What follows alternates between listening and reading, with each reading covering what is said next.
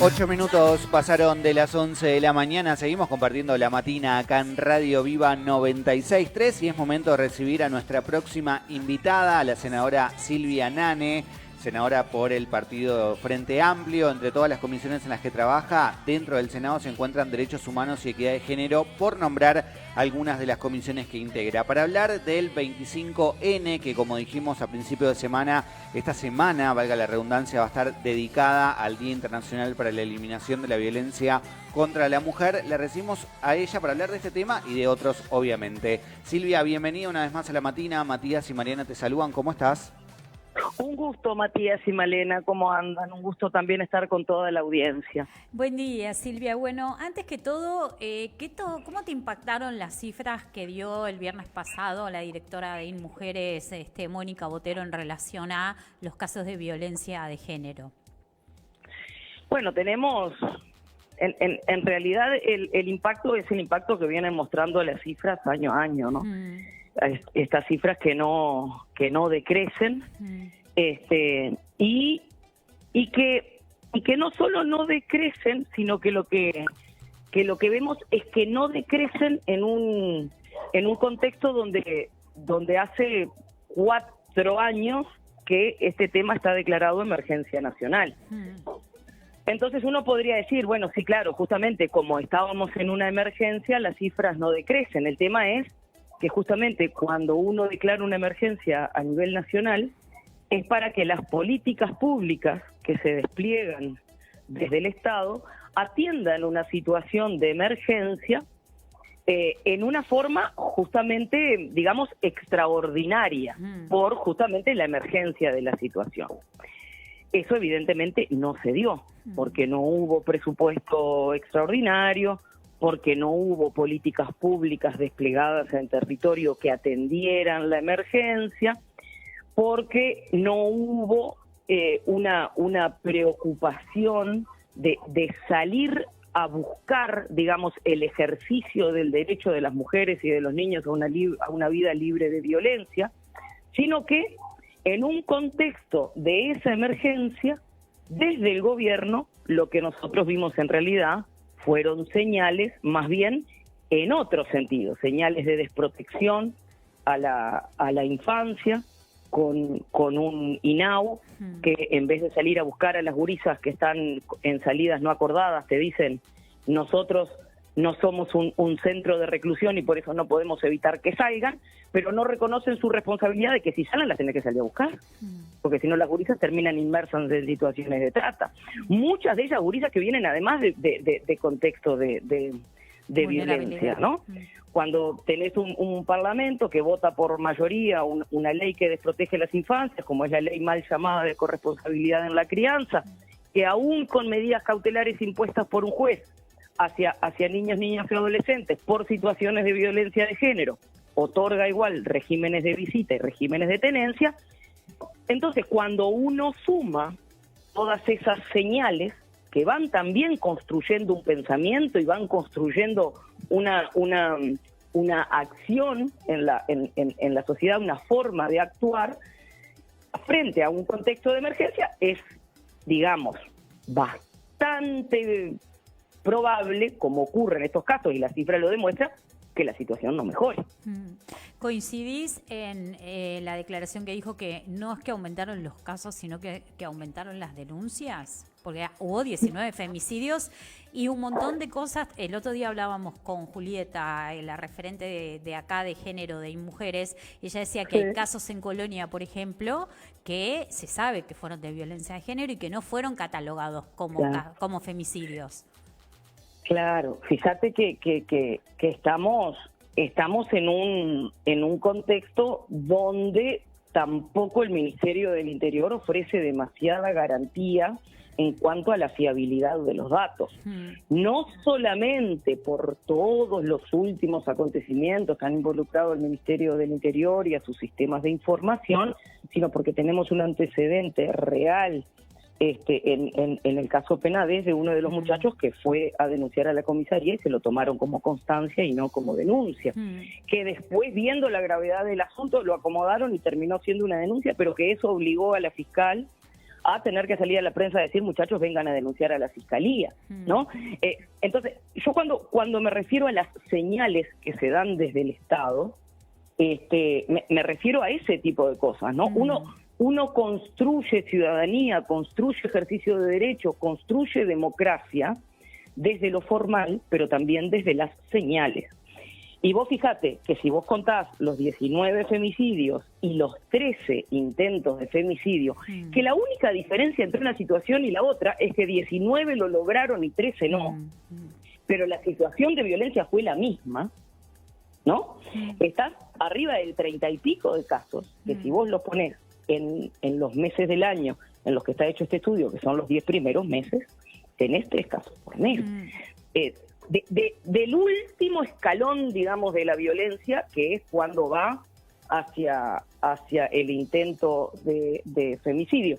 Pero en tanto eso, tenés arriba de 35.500 denuncias, creo que la cifra correcta es 35.563 en los últimos 10 meses, que te da una cifra de una denuncia a cada 12 minutos. Eso quiere decir que más o menos entre que nosotros empezamos a hablar y que terminemos, 2 mujeres por lo menos van a haber denunciado situaciones de violencia de género. Y si uno piensa la situación de la denuncia en sí misma, la situación de la denuncia en sí misma también es el final de un proceso de superar miedos, de superar estigmas sociales, porque en el medio, entre que una mujer tiene una situación de violencia y decide denunciar, está el miedo de cuando vuelva capaz que me quedo con los gurises de patita en la calle, o cuando vuelva si se entera que lo denuncié me la ligo de nuevo. Hay una cosa que quedó en una nota de prensa que todos la pueden acceder, creo que fue en uno de los últimos femicidios, uno de los vecinos dicen, todos sabíamos que la movía. ¿No? Si todos sabíamos, es porque esa situación era parte de la conversación colectiva. Entonces, en ese contexto, esa muchacha debió haber pasado por todo ese estigma. Bueno, la mueven, algo habrá hecho quizá, o la mueven pero no decimos nada, porque es un tema que ocurre de las paredes de la casa para adentro. Ese tipo de cuestión cultural también es muy difícil de superar. Entonces, si una mujer supera todo eso, cada 12 minutos, tenemos que entender que la situación que no estamos viendo es muchísimo, que no estamos viendo porque está oculta tras todos esos miedos y todas esas concepciones sociales. Entonces, llega una cada 12 minutos, pero ¿cuántas no llegan? ¿No? Y es ahí donde no, evidentemente no se está llegando. A veces caemos en capaz que en la simpleza de pensar que un Estado presente es un Estado que tiene oficinas por todos lados. Pero lo que pasa es que hay gente que no llega a las oficinas. ¿No? Cuando el Estado lo que tiene que hacer es garantizar el ejercicio de derechos de los habitantes. Entonces, yo tengo que ir a buscar a la gente para que ejerza sus derechos. Y eso se llama política pública. Y eso se llama recursos en territorio. Para citarles un caso que conozco muy de cerca, justamente para atender a una situación de emergencia, en la Intendencia de Montevideo se triplicó el presupuesto de la división de género, en un esfuerzo enorme de la administración. ¿Pero por qué? Porque uno no atiende una situación de emergencia igual que una situación de no emergencia. Pero en el gobierno nacional no vimos ninguna de todas esas acciones. Claro, porque hablábamos el otro día que también hay, bueno, todo un proceso hasta que la mujer llega a la denuncia, pero después también hay un posterior, ¿no? ¿Cómo el Estado se hace cargo de esa mujer? ¿Dónde la aloja? ¿Tiene algún lugar físico donde se pueda quedar, donde se la pueda cuidar, donde pueda estar con sus hijos, darle de comer, darle un trabajo digno? O sea, hay todo un trabajo que por ahí en otros países se realiza de protección de esa mujer y de darle que el Estado se tiene que hacer cargo de esa mujer también, ¿no? Eso que vos decís, Malena, es fundamental entenderlo, porque hay un proceso de denuncia, pero tiene que haber un proceso de acompañamiento en la posdenuncia. Perdón, hago referencia a la Intendencia de Montevideo porque es un caso que conozco, sobre el cual conozco los por qué y los cómo. En la Intendencia de Montevideo, el servicio 365, que se accede con el 099 019 500, es un servicio que te acompañan a hacer la denuncia y después hay una contención a esa familia, ¿no? Eso es parte de la política pública en el acompañamiento, en el seguimiento posterior, en el sostén de esa mujer, muchas veces con gurises, que después muchas veces sí queda de patitas en la calle, y de un sostén también en el sistema judicial, una vez que eso ingresa al sistema judicial, porque hay que sostener las instancias. Y ahí hay que destacar el trabajo de la Unidad de Víctimas y Testigos de Fiscalía, que fíjate que va a pedir presupuesto en esta rendición de cuentas para poner más turnos de atención en las guardias, y cuando nosotros presentamos ese aditivo para avalar el presupuesto de la Fiscalía, el gobierno no lo vota. Entonces, vos dejás a la Unidad de Víctimas y Testigos, reitero, en una situación de emergencia, porque no es menor, porque la situación de emergencia que la declaró el presidente Tabaré Vázquez en diciembre del 2019, no lo podemos ver como un acto de política partidaria, porque estaremos todos de acuerdo que las mujeres que matan, nadie les pregunta a quién votó. Obvio. Creo que, ¿no? Planteo esto porque me parece que hay cosas en las que hay que levantar la mirada. Si este gobierno pensaba que la situación de emergencia estaba superada, entonces lo hubieran levantado. Pero al no levantarla, la estás reconociendo. Ahora, es pésimo reconocer que estoy en una situación de emergencia y no hacer nada al respecto, ¿no? Claro. Es una situación compleja, sobre todo si pensamos en cómo la política pública hay que desplegarla en forma interinstitucional, porque vos acá tenés metido al INMujeres, pero tenés metido al MIDES, pero tenés metido al Ministerio del Interior, pero tenés metido a la Fiscalía, pero tenés parte del Poder Judicial, más todo un sistema de salud que también tiene que atender situaciones derivadas de todos estos casos, que muchas veces son situaciones de salud mental, otras son cuestiones de salud física. Vos tenés que sostener una familia en sus trayectorias educativas de los gurises, en su soberanía alimentaria de alguna manera, ¿no? No queda solamente en la cuestión del acceso a la denuncia. Y eso requiere políticas públicas integradas. Y en cuanto a la necesidad de cambiar la institucionalidad de INMujeres que plantea Mónica Botero, o sea, que pase a ser un ministerio lo que como... pasa es que las ideas hay que sustentarlas. A las ideas hay que ponerle acción. Y estamos prácticamente en el último año de gobierno y esa idea nunca fue presentada en la rendición de cuentas. Esa idea nunca tuvo un proyecto de ley que lo avale. Esa idea nunca la fueron a plantear a donde había que plantearla, en un ámbito colectivo. Supongo yo, está el Consejo Honorario Consultivo para las situaciones de violencia, que también debería haberse integrado con las situaciones de niñez y adolescencia, porque nosotros no podemos hablar de estas cosas en forma separada. Claro. Ahora, venir a decir el último año de gobierno que tengo una idea brillante y hace 3 años que no hago nada por esa idea, es raro. Y hablando de, nombraste la niñez y la adolescencia, y ustedes están trabajando en el Senado un proyecto de ley para aumentar la edad mínima de matrimonio, porque esto también se engloba, ¿no? ¿Cómo protegemos a los que son menores de 18 años? Porque claro, todos estos organismos atienden de 18 para arriba, pero ¿qué pasa con las adolescentes y o adolescentes? Porque también hay hombres que pueden estar en esta situación, que son menores.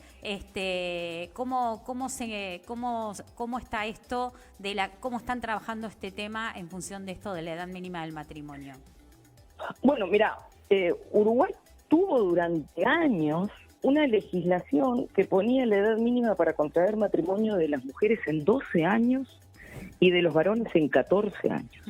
Matrimonios infantiles, si los hay, pensemos en cualquier gurisa de 12 años, en cualquier gurí de 14 años que anda dando vueltas, ¿no? pienso en mis hijos, a los 12 y a los 14 años, ¿no? Esa era la legislación que teníamos en Uruguay hasta lo que se conoce habitualmente como la ley de matrimonio igualitario, que fue la ley que permitió el matrimonio en parejas del mismo sexo, donde la edad de matrimonio se subió a 16 años para ambos sexos. De todas maneras, aún con ese reconocimiento de que había que subir esa edad, Uruguay está incumpliendo la Convención de los Derechos del Niño y varios tratados internacionales en materia de derechos humanos y de derechos de infancia, y lo que se conoce como la Convención contra toda forma de discriminación de las mujeres, que es la CEDAW de las Naciones Unidas también. Uruguay tiene varias observaciones como país que le han hecho diferentes organismos de derechos humanos respecto a que UNICEF, la Convención de los Derechos del Niño, el derecho internacional, dice que el matrimonio infantil es cualquier unión formal o informal donde los cónyuges son o uno menor de edad o los dos menores de edad. Y hay varias cuestiones acá como para aclarar. El principal problema son las uniones tempranas, sean formales o informales, que en su gran mayoría se dan entre mujeres menores de edad y varones muy grandes. Esa es la situación quizá más potencialmente peligrosa en términos de que eso muchas veces invisibiliza situaciones de violencia, situaciones de trata, situaciones de explotación sexual, hasta incluso situación de trata en términos de comercio, ¿no? En algunos casos. En otros casos me podría decir, bueno, capaz que son dos muchachos de la misma edad, tanto sea menor la niña o el niño, el joven, pero aún así hay situaciones, por ejemplo, en lo que tiene que ver con el impacto de las trayectorias estudiantiles, al iniciar una vida doméstica temprana, digamos. Muchas veces esas situaciones tienen que ver con los embarazos precoces, lo cual en definitiva lo que hace es un problema, se convierten, digamos, en un problema de salud, no solamente para el niño que está por nacer, sino para la madre de ese niño, justamente por la precocidad del embarazo. La situación de la trayectoria educativa muchas veces impone precozmente situaciones laborales precarias, justamente por la falta de formación, y evidentemente la obligación de hacerse cargo de ciertas cosas en un momento de la vida donde en realidad lo que se necesita es protección en esas trayectorias de vida. Todo esto más o menos lo que está planteado, digamos, en términos conceptuales respecto a lo que son las uniones tempranas o el matrimonio infantil. Hay otra cuestión que tiene que ver con los números. Hay un informe de la CEPAL, que es de ahora nomás, me parece que del 20 o del 21, que respecto a datos de Uruguay, dice que el 25% de las mujeres que al momento de la encuesta, reitero, 2020-2021, tenían entre 20 y 24 años, o sea, el 25% de esas mujeres había iniciado sus relaciones de pareja antes de los 18 años. O sea que es un tema que pega acá. Nosotros podemos decir, el matrimonio infantil es un problema del África subsahariana, es un problema del Caribe. No, es un tema que tenemos acá. Una de las cosas que a veces nos dicen es, bueno, pero ¿cuántas de esas uniones tempranas se convierten en matrimonios? ¿No? Capaz que muchas de esas terminan en relaciones informales.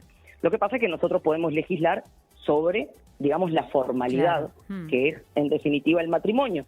Pero lo que nosotros entendemos es que el Estado uruguayo puede dar una señal. Si el Estado uruguayo legisla y dicen, miren, señores, el Estado uruguayo considera que unión temprana en términos de matrimonio no puede ser antes de los 18 años, de los 16 con consentimiento de los padres como excepción, que es una de las pautas que pusimos por ahí, estás dando una señal. Por eso que yo decía hoy también, ¿no?, de que uno da señales en términos formales, a veces con la legislación, pero también da señales, la legislación también da señales de hacia dónde ir, de hacia dónde nos posicionamos en una posición país, ¿no? bueno, y el proyecto viene por ahí, ojalá podamos tener los votos del oficialismo, que está un poco... Eso te iba a preguntar, ¿cómo lo ves?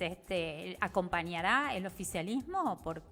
Bueno, te soy muy honesta, yo voy a hacer todos los esfuerzos, el Frente Amplio va a hacer todos los esfuerzos posibles porque esto llegue en términos de acuerdo. Yo veo las posiciones un poco reticentes, pero me parece que estamos hablando de derechos de niñas y adolescentes, ni más ni menos que del derecho al ejercicio de una vida libre de violencia, del derecho a la protección, del derecho a la educación, del derecho al trabajo.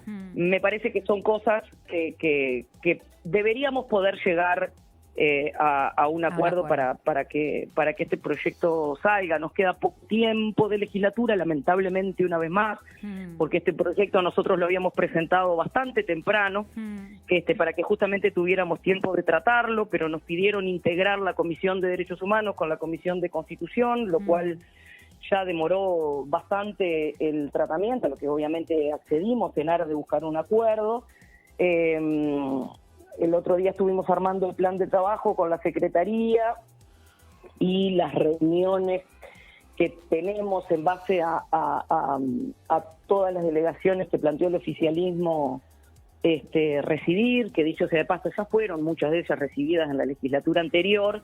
Vamos a tener que acordar un plan de trabajo que nos permita estar terminando todo el trabajo en comisión, te diría que no mucho más de mayo. Tenemos un censo que nos dice que la población envejece y que los gurises hay que cuidarlos mucho, que los gurises hay que cuidarlos mucho, lo diga el censo o no, pero me parece que hay que dar señales un poco más concretas de que definitivamente como adultos estamos definitivamente pensando para que los gurises ejerzan sus derechos en forma plena, ¿no? Me llamó poderosamente la atención algo que por ahí no tiene que ver específicamente con el tema de la violencia de género, pero en cierta forma, que es una cláusula que tiene el Código Civil en el cual las mujeres viudas y divorciadas tienen que esperar 301 días para volver a casarse después de la muerte del marido o la separación. Sí, y si están embarazadas es menos. ¿Sabés qué? Eso fue bien interesante y lo recogió la diaria de la comparecencia de Claven, que es una cosa bien interesante y que es bien interesante entender cuánto nos falta en una disciplina que se llama análisis de impacto normativo, ¿no? Que en definitiva es, voy a votar algo, me fijo cómo impacta en el resto de las leyes que hoy ya tengo vigentes en el país, ¿no? Y Claven nos aportó esa información, y es, bueno, miren, ustedes están tocando estos artículos, pero hay otros que si vamos, digamos, hacia poder ejercer derechos plenos de las mujeres y de las niñas, hay que mirar un poco más a fondo el resto de la normativa. Y entonces nos recomendaban justamente ver ese artículo que tú mencionabas, que creo que es el 112 del Código Civil, que fíjate vos con todo lo que han ido avanzando las sociedades en alguna materia, que claro, uno piensa, a veces avanzamos en términos conceptuales y la realidad, nos pensamos que avanzamos, pero la realidad nos queda como embalsamada, ¿no? Como que uno ve las cosas ahí y dice, pero ¿por qué esto no avanza en acciones, no? Y esto es una de las cosas, definitivamente. Vos fíjate que tenés un artículo que dice que si una mujer enviuda tiene que esperar 301 días para casarse de nuevo. ¿Por qué? ¿No?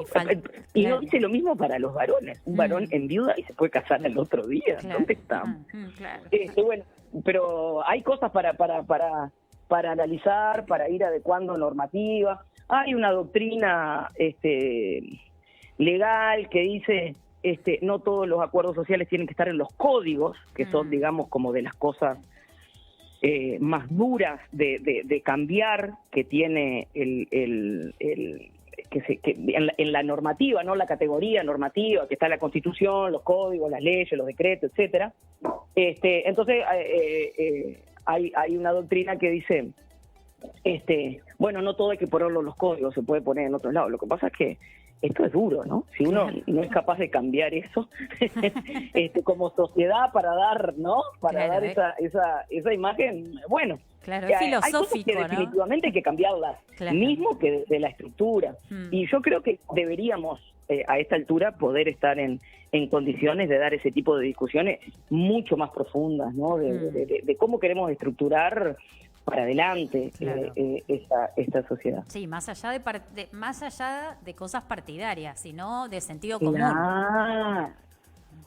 Claro, porque hay cosas que tenemos que poder pensarlas en ¿cómo decirlo? Como sociedad.